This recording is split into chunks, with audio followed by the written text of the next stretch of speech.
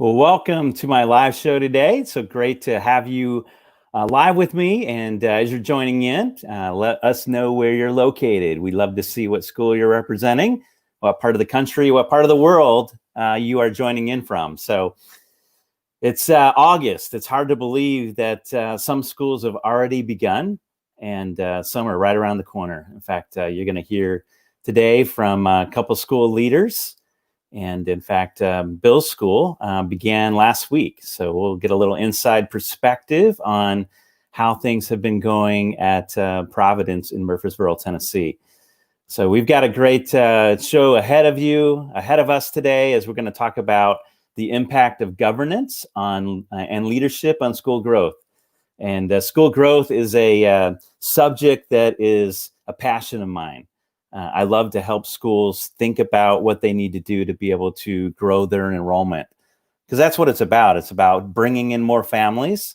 I'm a huge believer in more families gives us the opportunity to be able to have more mission impact upon our families, our communities that we're a part of. So as you work on growing your school, it's important to have a growth plan in place.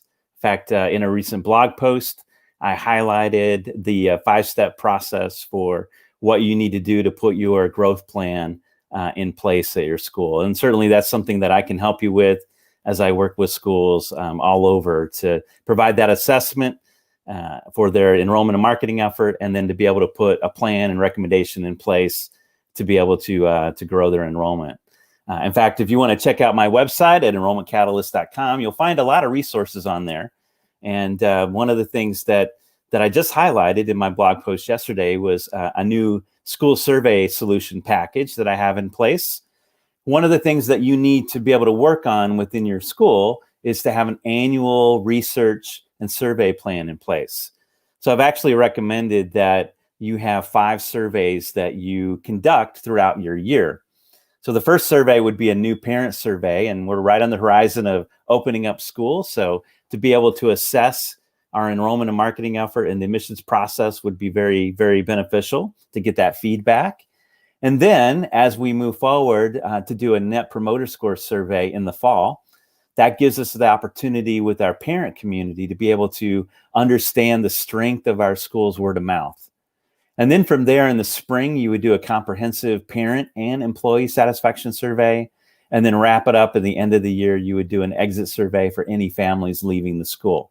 So you certainly can conduct those surveys on your own, or you may be interested in the service that I provide and being able to look at the way that I can help you by conducting those 5 surveys for your school so that you don't have to really think about it. So again, we have a great show lined up for you today. We're going to be talking about the impact of governance and leadership on school growth. And I know this is a very busy time as a lot of schools are working on, orienting the faculty and staff back to the start of a new school year, all the adjustments that you've had to make with COVID-19. And, I've really seen a surge in enrollment interest in a number of the schools that I've been working with. And so it's been encouraging to see where these schools have been positioned for success and being able to attract families from the community, especially when the public schools are looking at going virtual. Because parents are looking for those on-campus solutions if you're able to offer them based upon the part of the country or the part of the world that you're representing. So let us know where you're from, and we'd love to just acknowledge your location and who's joining with us on this live show today. Kathy's here from Rock Solid Christian Academy in Denver. So great that you're here, Kathy, and joining in. And again, as you're joined in on the broadcast, I'll be giving shout outs to those who are here. And so we'd love to just acknowledge you along the way. But I'd like to introduce to you our guests. And the first guest is a good friend of mine. And I want to introduce to you Dr. Bill Mott. Hi, Bill. Hey, Rick. How are you? I'm doing well. Great to have you here. Always a pleasure. Thank you. Thank you. And Bill and I connected several years ago. And Bill was working on some projects in the Tennessee area, and he was doing some consulting work. And Then he worked on moving to a role as head of school at Providence Christian Academy in Murfreesboro, Tennessee. And so Bill serves in that role. And plus, he is the leading expert in school governance. He's written 3 books on this topic. I was actually kidding him beforehand about 9 books on board governance that he's written, but only 3. And that's pretty amazing. So, Bill, just real quick, tell us why you wrote 3 books on board governance. There must be something wrong with me. Apparently, that's all I know. The first book I wrote, which is called The Board Game, really tells the story.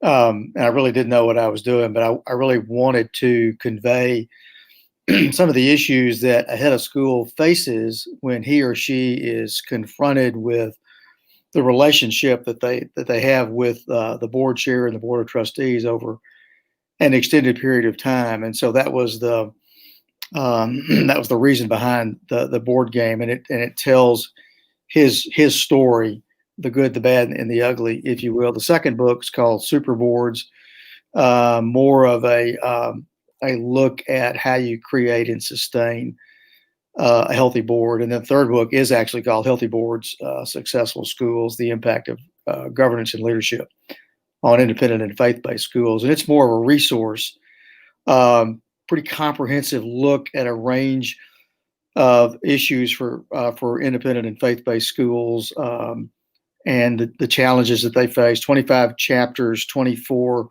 case stories, a number of appendices. So it's what I hope will be a real help and support to both heads and board chairs and trustees as they look at the challenges that we all face and how they can address those challenges. So that's why 3.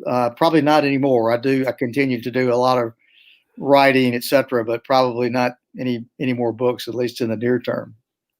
That's great, Bill. Maybe on something else you could write a book on. Not sure I know anything. Sure you do. And Bill, which one of your 3 books would you recommend that a board or a head of school should begin with first? Yeah, Rick, I appreciate you asking that. Really, the third book, Healthy Boards, Successful Schools, is the one I think that will be most impactful, that will make the most difference for heads of school. I really wrote it completely in mind for the independent, the faith-based school audience. So all of the content, all of the chapters, all of the case stories relate back to the issues and the challenges that we face. And so that if you're wanting one of the 3, that's the one I would certainly gravitate toward. Yeah, I thought you were going to say that. I think it's a great resource, and really every school leadership team, board of trustees should read that book. It's a great reference book. It's very practical. I see so many school boards that are messed up. We'll talk a little bit about that today. Sure. But I want to introduce our second guest, and Hugh Harris. Great to have you here. Thank you. Good to be here, Rick. And Hugh is head of school at Franklin Christian Academy in Tennessee. How long have you been at Franklin? This is our 17th school year, and I've been at all of them. No, that's good. Yeah. Especially this year, right?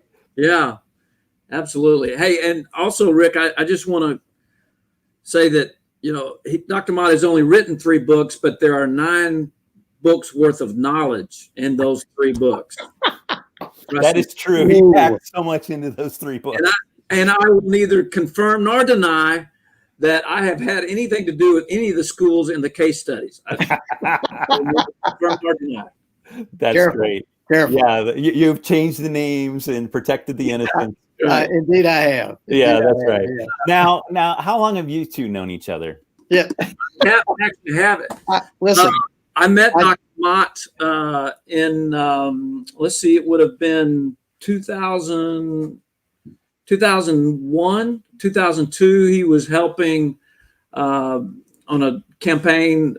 He was doing development work at that time. So I think it was probably 01 or 02.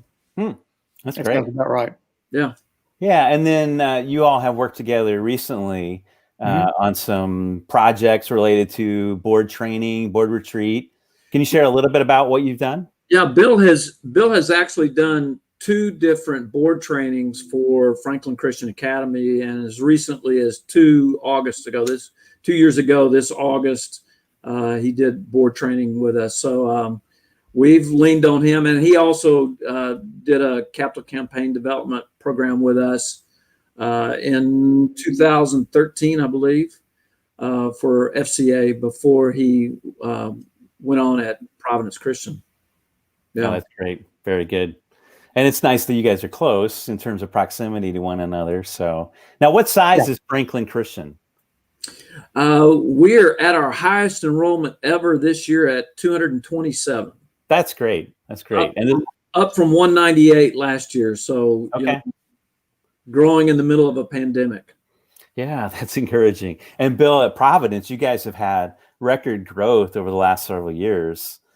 Well, we have. We've been really blessed, and of course, like Hugh at FCA, nobody knew exactly what was going to happen these last few months. But like FCA, we've grown pretty significantly again this year. We're up over 600. We're about 610 right now, and the traffic is still pretty heavy as families are assessing what's going on with public schools. There's a lot of uncertainty about the distance learning issues, and I think in our case, and probably in Hugh's case, we got a lot of indicators last spring about how well we handled distance learning, and that's carried over with a lot of families, and so the interest level is pretty high, and that's really translated into another nice increase for us this year. Yeah, that's excellent. I think when I was working with you, you were around 400 or so, because I worked through my Enrollment Catalyst program with you guys several years ago. And yeah, so, you were a huge help, Rick. When I didn't set you up to say that, really. Well, you really were. When I arrived, we were not where we are today, and I certainly give you a lot of credit for recognizing some of the limitations that we had and some of the things that we needed to do to kind of redirect everybody's focus and efforts. And I think the good news for us is that we had the good sense to listen to your recommendations and have carried out many of those. And as I say, we've grown from probably under 400 when you came to 610 today. So very, very grateful for your involvement with us. That's great. It's wonderful to see the success of both of your schools, over the last several years. So to be a growing, thriving school in our country and our world today is a great testament to your leadership and the things that you guys are doing. And again, we have a number of people that have joined in. Seth is here from Christian Heritage School in Trumbull, Connecticut. Seth, it's great to have you here. I worked with Christian Heritage a couple years ago, and so I know Seth and the team there. So it's great to have you on board. Again, if you joined in, let us know what school you're with. And if you have questions along the way, this is a great opportunity to ask these two experts on board governance and leadership and the relationship between the two and leading school growth. Ask them anything along the way. And I have a series of questions that I want to just guide us through. And Courtney's here from Facts. So great to have you, Courtney. She's a regular follower and grateful for the opportunity with Facts where I can be involved in doing some webinars. And I have one coming up next week on Wednesday at 12 o'clock Central Time, talking about parents as ambassadors. So let's talk about the whole subject of boards and governance and leadership. And I would love to just hear from you all. What do you see, or how would you describe an effective board? What does that look like? And what's the contrast to that? What's an ineffective board look like? Bill, maybe you want to start. Well, 3 books on the topic. Well, I think really for a board to be considered effective, it would have to be one that would demonstrate an understanding of best practices and what that means. A clear understanding and acceptance of their roles and responsibilities and how they differ from that of the head of school. A recognition that they have one employee, that being the head of school, and that they work directly with that individual. That they work together as a team, that they see themselves in partnership with the head, and that they go forward on that basis. They don't worry too much about the hierarchy of the organizational chart, but what they're really concerned about is this whole idea of how can we work together to improve the school and make the school stronger, better, really living out its mission and vision. What does it take to do that?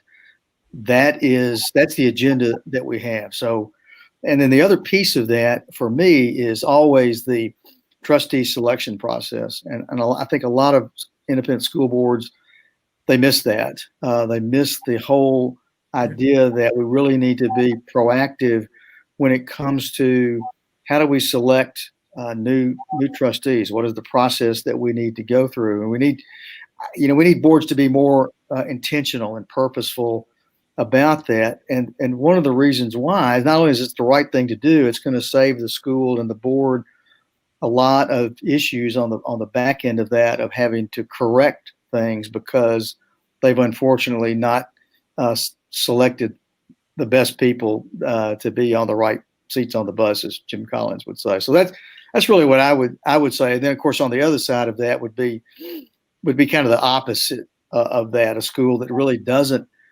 understand best practices, that really isn't interested in learning and growing, doesn't really care too much about board education or board training, kind of sees it as doing it their own way, that they feel like they're unique and best practices don't really apply to us, and we have a better way.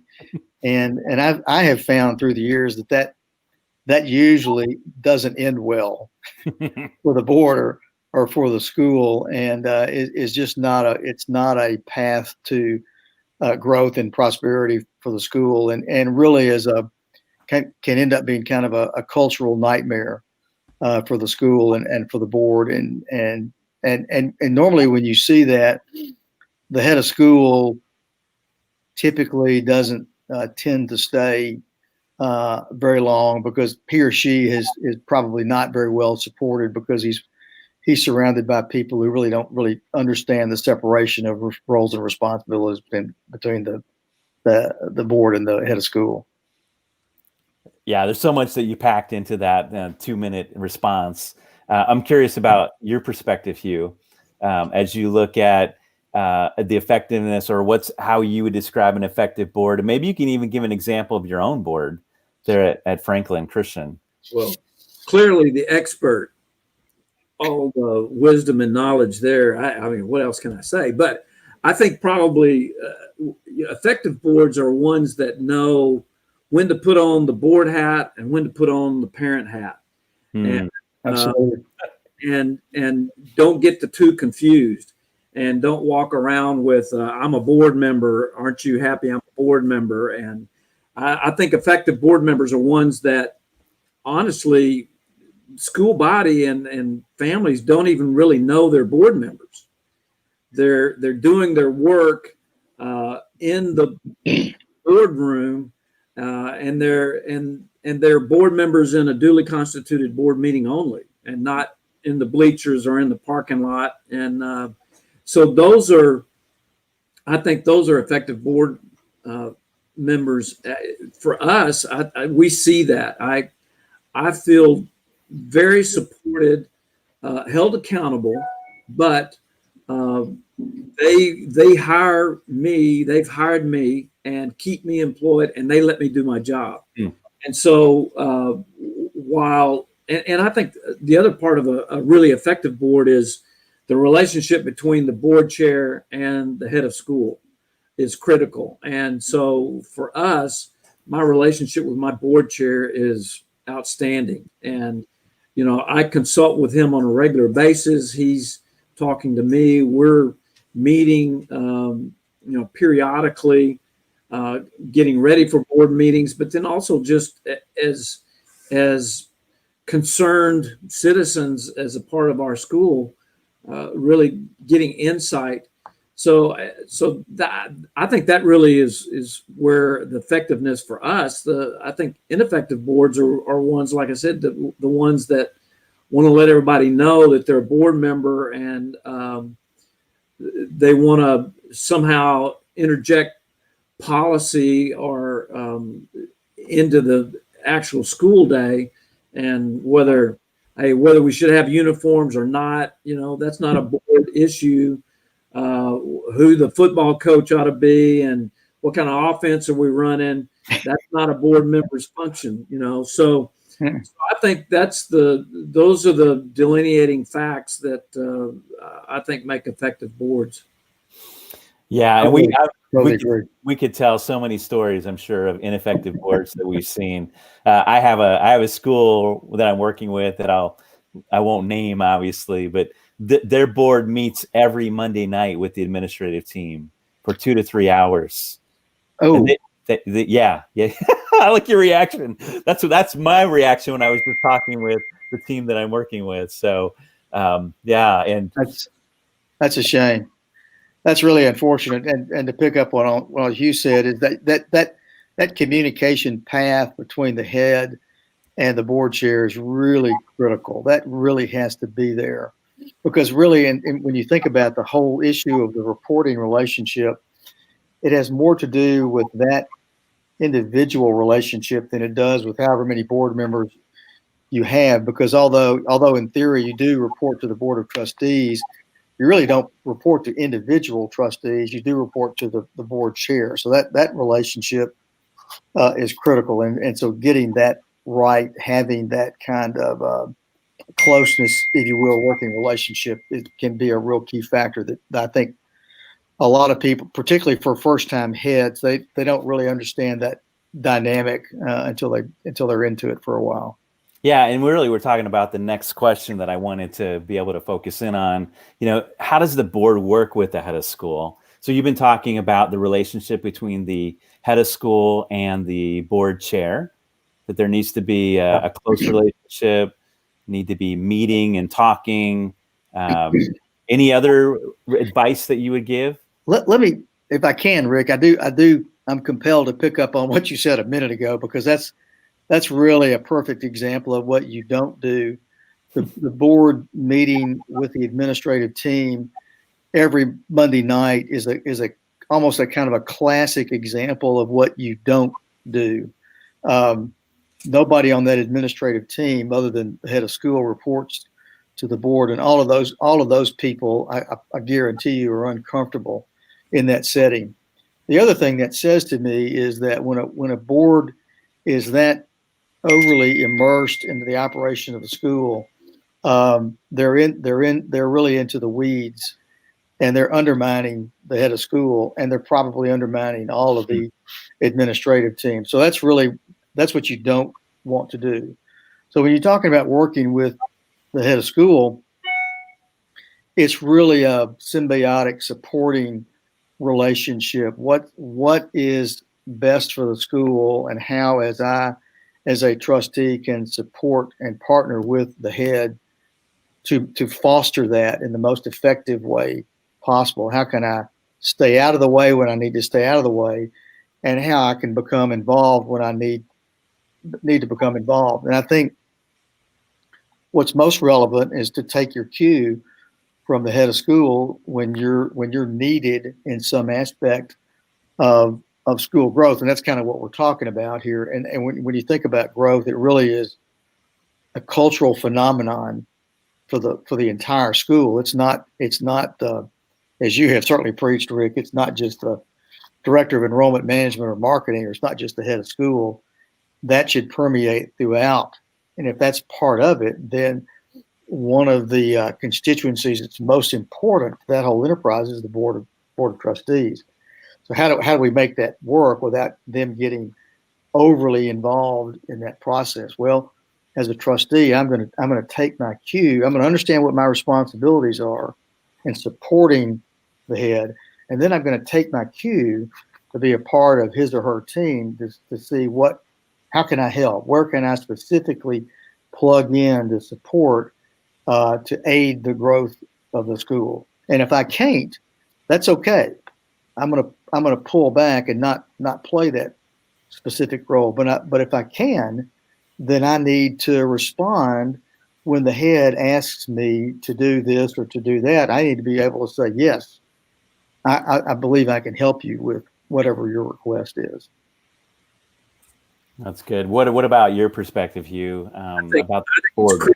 I think it's critical that the board understand their role in that relationship to the head and establish policies that the head of school is going to carry out and continue to make sure that the vision and the mission is in place and working with the head, because they have perspective or should have perspective about what's the overall mission and making sure that there's not drift from that.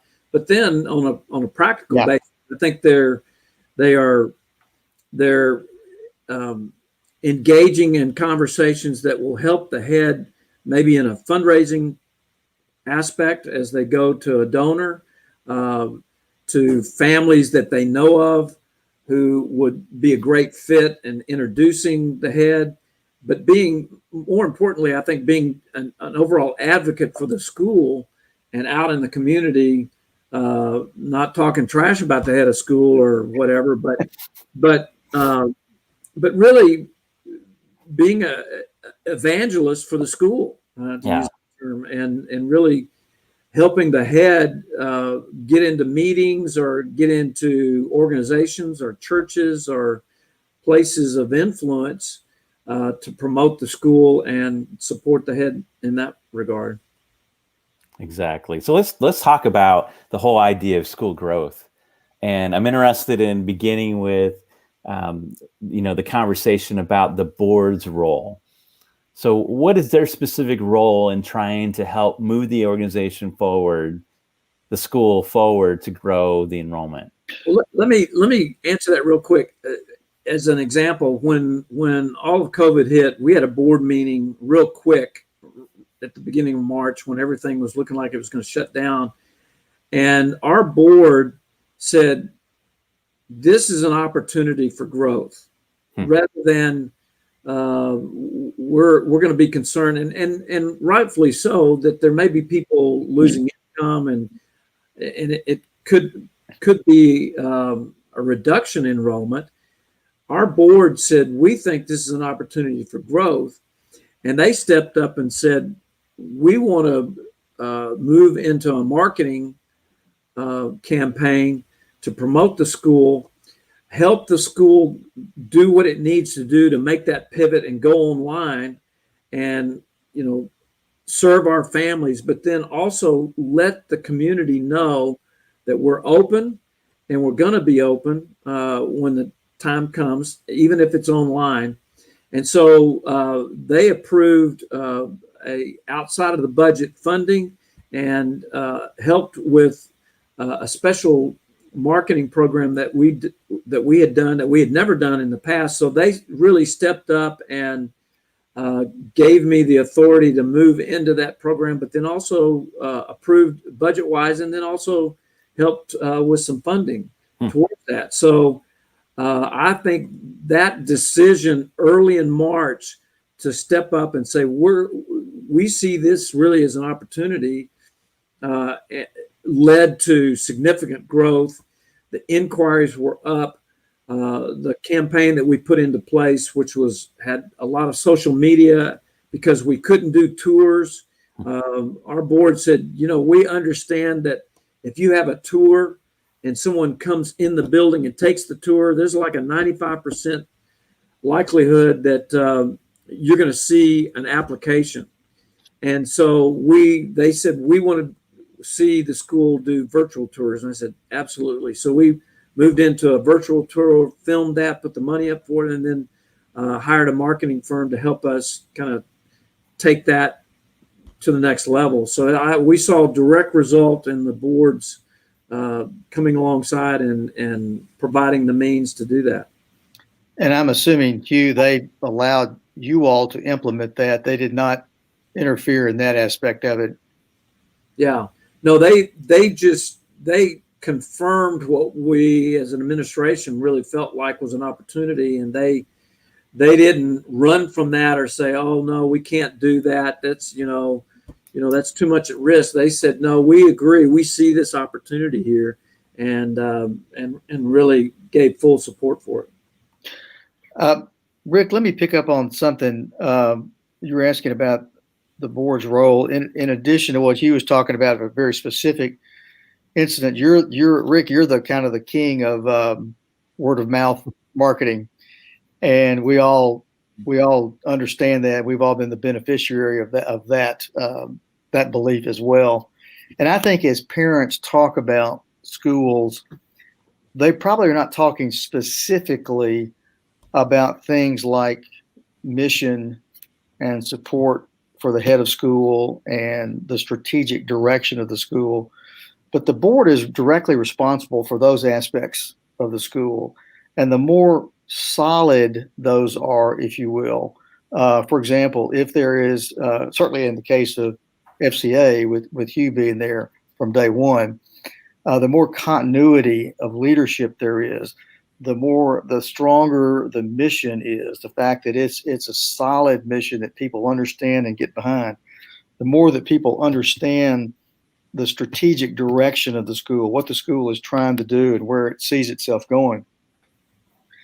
Putting all those pieces together so that parents can either overtly or not overtly understand that, I think to me, that's a huge piece of why you grow, because you've got those components in place that parents sort of in the back of their mind think, this is a place I can see myself because this is a place that's doing things well.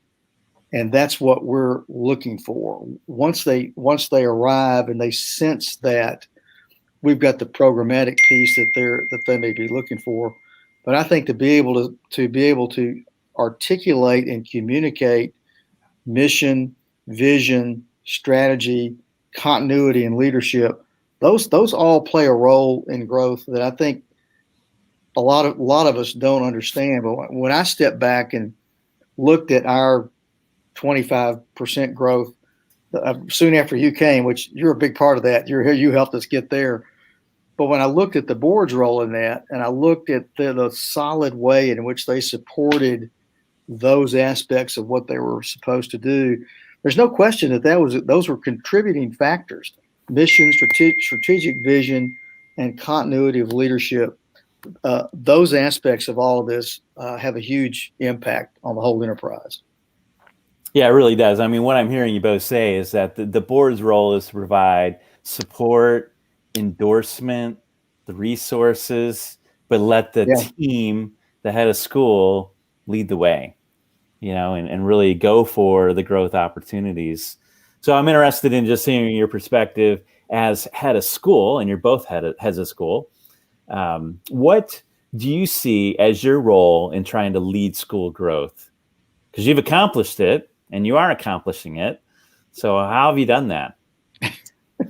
I think for us, it's that clear vision of who we are: academics, community, discipleship. Those are really the three pillars that we stand on. So regularly, often, repeatedly, ad nauseum almost, talking about those three components and how they give us the tracks to run on. And so everything we do comes back to those three things. And so when you have a clear vision, you have families who see how that gets experienced in their student's life, then they go out and do the word of mouth. But if the head of school is not actively engaged in giving tours, meeting with families, answering questions, not just passing that function off to the admissions and advancement person, but then you really don't get a sense for what is the leadership. Because in today's culture, if there's not anything that folks aren't looking for, it's leadership, not dictatorship, but leadership. that knows where you're going and is consistent with it. Not that we don't change and add things, but it's clear of who we are and what we're about. And it's not just something written on a piece of paper, but it's you can pull any kid out of the classroom or any family at an athletic event and say, tell me about what matters at FCA or what matters at your school, and they will say those things, and here's how it lives out. So that's valuable word of mouth, and I've got to be involved on a daily basis of continuing to bang that drum. I totally agree with you, and I think I would add that, for us, it's clarity of message and consistency of message, to be sure that we never alter what we talk about in terms of what our priorities are, whether it's the mission, the motto, the 3 pillars, those kinds of issues, that we're all of us speak to that, no matter who's doing the tour, whether they let me do the tour, which I always enjoy doing. The other piece of it for me is engagement. Everybody has to be engaged in the same message, not uniformity, as I talk about in the book, but unity, that we're all working together for a common purpose and a common vision, and that everybody at our school, from me to the faculty to the staff to everyone, they understand the role they play because of the impact they have on anybody that's coming through the school. You never know when somebody's going to show up. So every time there's an opportunity to put the best face on, that's what we're going to do. Because it really is, as you said a minute ago, our hope is that if you arrive on campus, the yield for us from that to application to enrollment should be pretty high if we're all doing our jobs right. It's not just concentrated in a few people. It's every time the person on the tour interacts with a student, interacts with a faculty member, interacts with any of the staff member, interacts with a coach, whoever that is, that interaction has to be memorable and has to be engaging and has to deliver the same kind of message that, hey, you're special because you're here. Let us tell you about what a wonderful place this is and how we believe you can make a difference and you can add to our community and to our family. I think that's a huge part of it for schools like Hugh's and for like mine, because we're small enough to where we can do that. We can have that kind of feel, and that I think that particularly this day and age, I think that makes a real difference. If people feel like we know them, we love them, we care about them, we want to be a part of their life. Yeah, Bill's exactly right. I think the other thing that where I can have a direct impact on growth is, who am I hiring? Who are the people that God's bringing us as a school? And because I can't be everywhere all the time, but those folks that are in our building, walking with students, they're advocates for this vision. They get it, and they love their job. They can't wait to get here, and that's as big a growth element as the families who are doing word of mouth. So no question, hiring the right people. That first and foremost, number one question is, do you love kids? Yeah. And if they don't love kids, man, this is a tough job. You're not in the right place. So that's a critical component to, I think, school growth, is having the folks here that love kids and are experts in their field, and they walk it out in front of their students. You guys are right on, definitely. We have a few others that have joined us. Lisa's here from Timothy Christian in New Jersey. I've been working with Lisa and the team there. Great to have you. Hoang is here. Great to have you. And Huntley from Christ Church School in Virginia. So again, if you joined us, feel free to tell us where you're located, what school you represent, and also want to make sure you have the opportunity to ask these two experts on leadership and governance and school growth, because they're doing it within their schools. They both have seen growth, significant growth. Ask them anything that you want to pose to them during our show today. So as you guys think about your questions, feel free to type those into the comment section. But I'm interested in this simple question. Perhaps it's not a simple question, but do you believe that enrollment can rise or fall based on leadership? Well, I certainly do. It reminds me of that the maxim from John Maxwell that he believes everything rises and falls on the level of leadership. And it's I think for us it's like one person, and every person can make a difference. And I think we see that played out in every day in numerous situations. And I think enlightened leadership in our case that is servant leadership, service leadership, giving back. I think that's paramount for us. We talk about that a lot. In fact, we have leadership as a part of our curriculum for middle and upper school, because we just think it's important. We don't want to leave that to chance, so we highlight that in a lot of the things that we do throughout the day.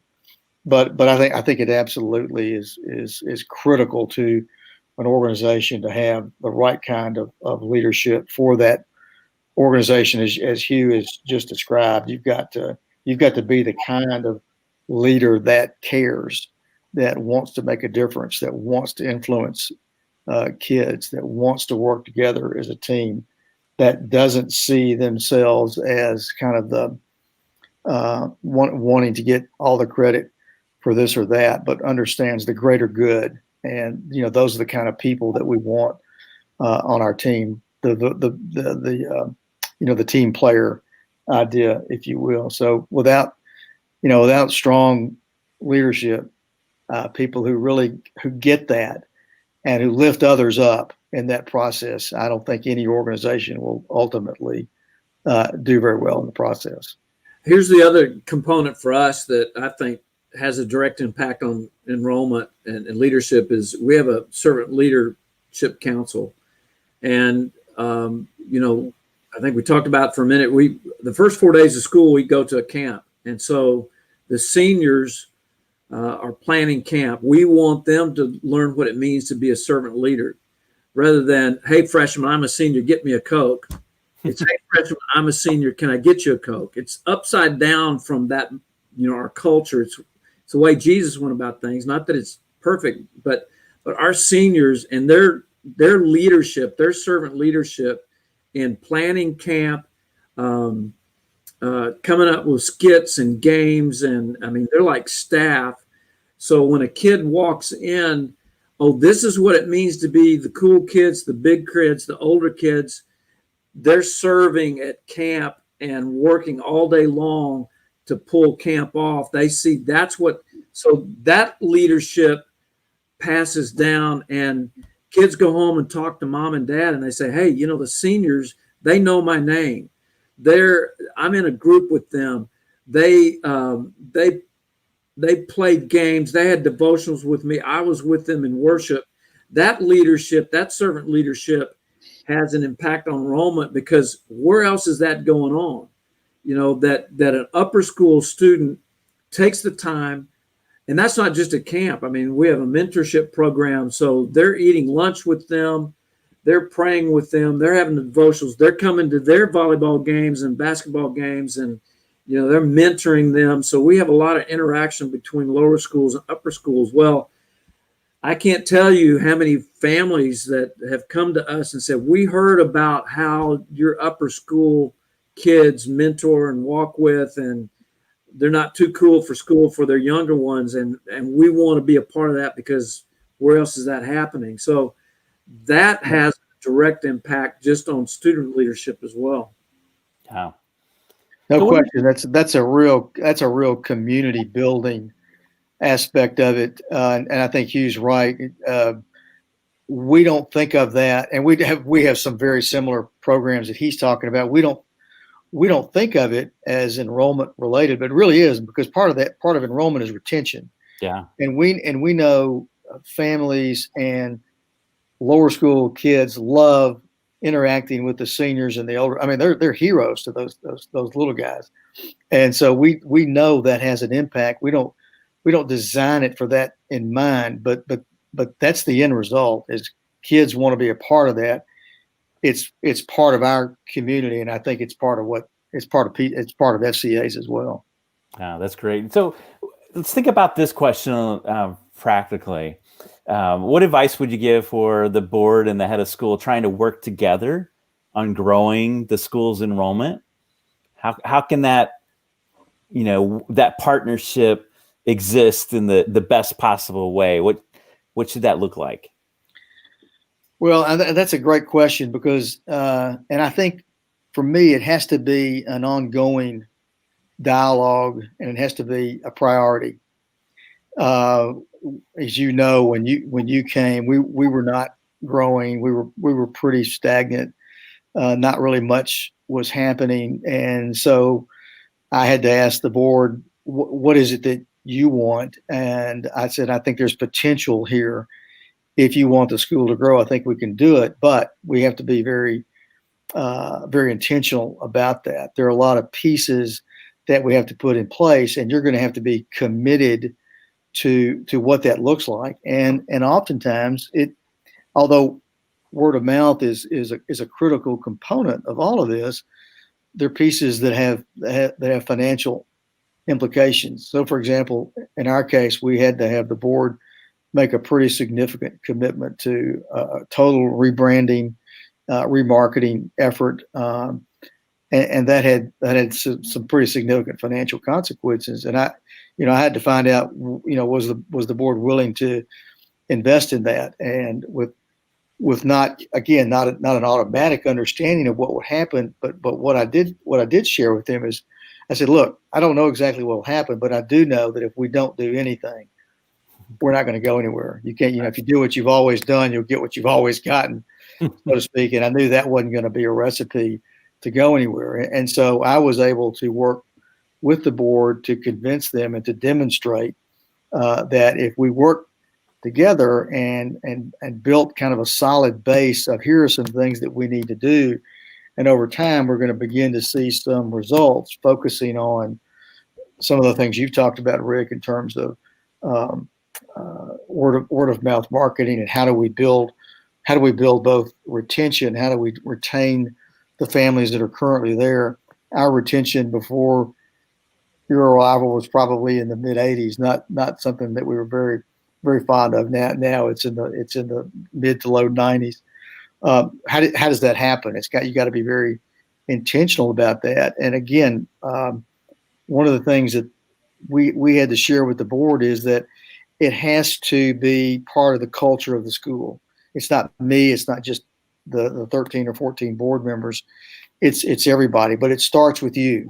It starts with you and it starts with me. And we're going to have to be sure that, in everything that we do, we send the message out that growth is important. And it's not growth for growth's sake, but as you said at the very outset, Rick, growth is because we can have more impact for more families because of the strength of the mission that we have. And I think that resonated with them, and the results have come through. Yeah, that's great. Wonderful story and great success. Anything you want to add to that, Hugh? Well, I just think two things. First of all, you got to have the right people on the board that have the vision for growth. If you've got board members that are going, well, we just like the numbers where we are, and we like it being this size, and so then you're never going to grow. So you've got to have board members who understand that growth is a natural part of a school environment, not just for growth's sake. And then second, I think actually having hands-on. How do board members get involved with, father-son trips,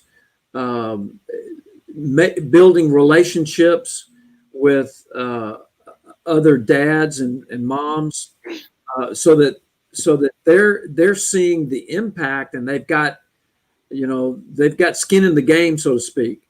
They're vested in more than just coming to board meetings, but as a member of the community, they're really developing relationships that are going to help that growth component. Yeah, exactly. There's so much certainly that we can continue to tackle when it comes to this issue of school growth. And again, want to give you all an opportunity, if you have a question, to be able to ask that question during our broadcast today. I did want to pull up Bill's website. And so, wow. Yeah. So if you're looking for some great resources on this topic, then you want to make sure that you go to William R. Mott, PhD, and just simply his name. And again, WilliamRMottPhD.com. And you'll find information on his books that he's written. He's profiling his latest one here, Healthy Boards, Successful Schools. That's the one we talked about in the beginning, that every school leader and board members should read. It's a great book to prepare you for a retreat. In fact, you could bring Bill in to lead a retreat if you wanted to. There's also a webinar download off his website, making the connection between school growth and healthy boards. A lot about this topic today, more in a formal presentation webinar that you can access. And of course, you can follow him through his blog and stay in touch with his emails that he's sharing along the way, and also highlight the other books that he's written, The Board Game and Super Boards. So just some great resources for you as you look at ways that you can be involved in helping to strengthen your board, strengthen your leadership at your school. And so I highly recommend that you check out Bill's resources. There's a wealth of knowledge packed into those 3 books. And now, Bill, if a school team wanted to bring you in to do a retreat or planning with the board, I mean, that's something that you do all the time, right? It is, and I really enjoyed that experience. I think I think it really is beneficial for the board and for the leadership of the school. I just was in Atlanta this past week facilitating a retreat. Great experience with that school. I really enjoyed doing that. And as you mentioned, I've done a couple with FCA, and my hope is that those experiences are beneficial, and they're for different reasons. Sometimes they're in preparation for something. Sometimes they're, in the case of the one that I just did, it was kind of taking a look at roles and responsibilities. There were several new board members that were coming onto the board, and they needed some information about what those roles and responsibilities are. Sometimes boards have kind of gotten off track a little bit, and the board chair or the head of school has asked me to come in and see if we can't kind of get them back on the rails, if you will. And so sometimes that's part of what I do, because I can say some things as the objective observer in the process that the head of school or the board chair can't necessarily say. And I'm glad to do that, because obviously we think what independent schools and faith-based schools are doing in terms of preparing next generation of leaders is pretty important.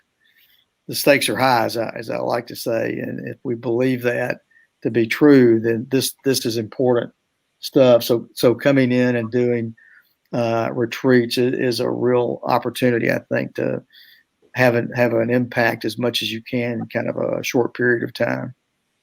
Yeah, I think that's a great resource that more schools should really take advantage of, and start with Bill's books, and a great opportunity to be able to glean additional insight into board governance and leadership. And Hugh's going to say something here. I firsthand advice here. Yes, please do. I encourage you to hire Dr. Mott, have him come do board training.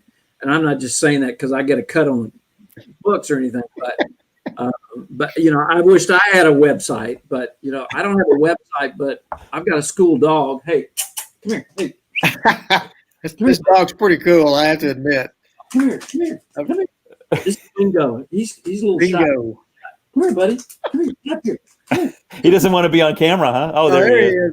Well, he has his people. He doesn't want to, expose himself. But Bingo comes to school every day. Dr. Mott loves Bingo. I do. He's a great dog. He's not as great as my dog, but he's pretty great. He's pretty good.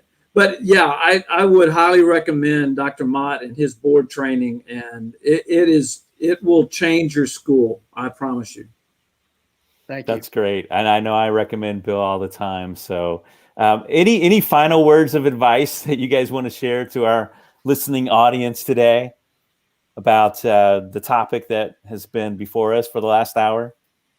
Well, I think the most important thing, Rick, probably is your willingness and that of others to bring up this topic itself and to make sure that we keep board governance in front of people, because I really think it has so much to do with whether or not a school is going to be successful or whether it's going to struggle. I don't think a lot of people kind of grasp that aspect of it. There's some taking it for granted, and I think that's probably going to be detrimental if you don't get intentional about your board and understand the impact that it's going to have on so much of what happens at the school. And what I would say along with that is something Hugh said a few minutes ago, and that is really it's so much about the selection of potential trustees, because I've experienced, Rick, you have, Hugh, you have, we've all experienced a situation where we've had one or two or three trustees who've gotten on the board who have a very different agenda, whether it's growth or whether it's programmatic or whatever it might be, and take the school in a different direction. And it's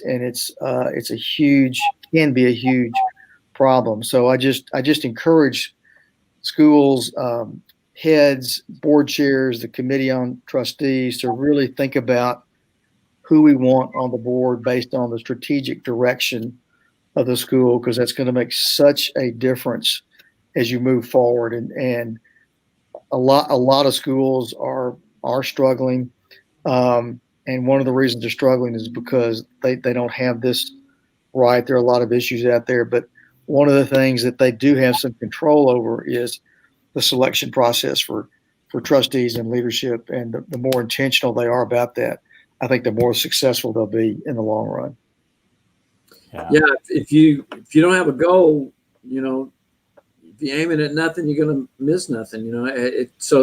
So having an intentionality about growth and setting goals and working towards that, and knowing that everybody in your school, I tell our teachers all the time, look, you are the biggest component to us being successful from a growth standpoint and from a academic standpoint, a spiritual standpoint.